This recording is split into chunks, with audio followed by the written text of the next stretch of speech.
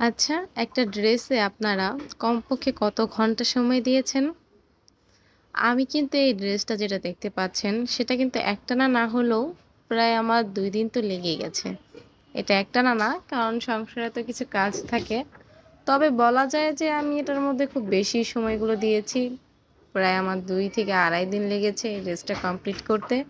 এটা একটা পার্টির ড্রেস ছিল, আর এটা ছিল অর্ডারে একটা ড্রেস।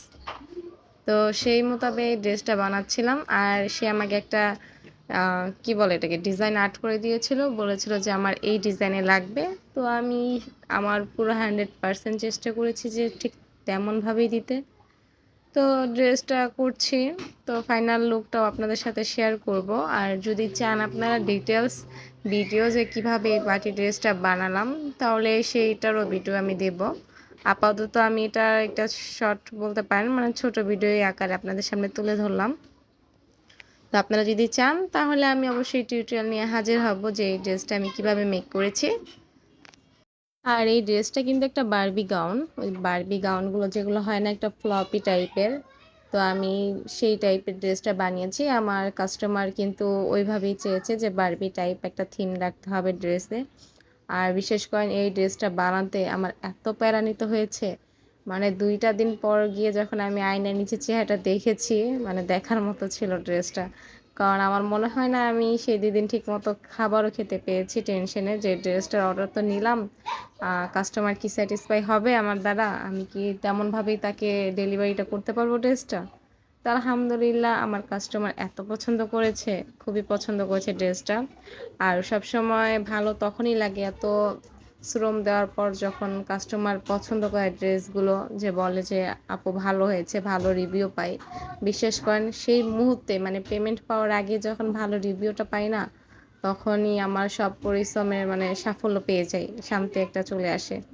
মানুষ তো বলে যে পরিশ্রমে করার পর যখন পারিশ্রমিকটা হাতে পায় তখন তাদের গিয়ে সার্থক হয়, কিন্তু আমার কাছে মনে হয় যখন তারা ভালো রিভিউগুলো দেয় না, যে তাদের ড্রেসটা পছন্দ হয়েছে, তারা স্যাটিসফাই, তখন আমার খুব ভালো লাগে। তখনই মনে হয় যে না, অল ডান, এত পরিশ্রম যে করেছি সেটা সার্থক হলো। তো ড্রেসটা আমি ২ দিন যাবৎ যেহেতু রেডি করছি, তো প্রত্যেকটা বাড়ি দেখছিলাম যে ঠিকঠাক আছে কিনা। আর এটা ফ্লপই করেছি আমি, অনেকগুলো বক্রম লেগেছে, কারণ ক্যানের যে ব্যাপারটা সেটা আমি বক্রম দিয়েই বানিয়েছি। তো ডিটেলস ভিডিও দিব যদি আপনারা চান যে কিভাবে এত ফ্লপি একটা ড্রেস বানালাম আর এত অল্প সময়, আর সেটা আবার আমার পুরনো মেশিন দিয়ে।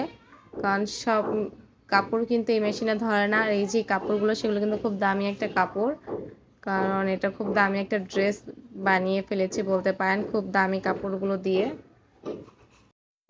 অবশ্য প্রথমে আমি ড্রেসটা নিতে চাইনি অর্ডারটা, কিন্তু যে আমাকে দিয়ে বানাবে, যে আমাকে দিয়ে তার ড্রেসটা মেক করবে, সে খুব মানে আমাকে খুব বিশ্বাস করে, বলেছে যে না আপনি পারবেন আপু, আপনাকে দিয়ে সম্ভব, আপনি এটা পারবেন বানিয়ে দিতে। তো তার যে আগ্রহ সেটা দেখেই কিন্তু আমি কনভিন্স হয়ে এই ড্রেসটা বানানোর উদ্যোগটা নিয়েছি। কারণ আমার প্রথমে বিশ্বাস হচ্ছিল না যে আমি পারবো কিনা, কারণ এই সমস্ত ড্রেসগুলো বানাতে কিন্তু খুব প্যারা।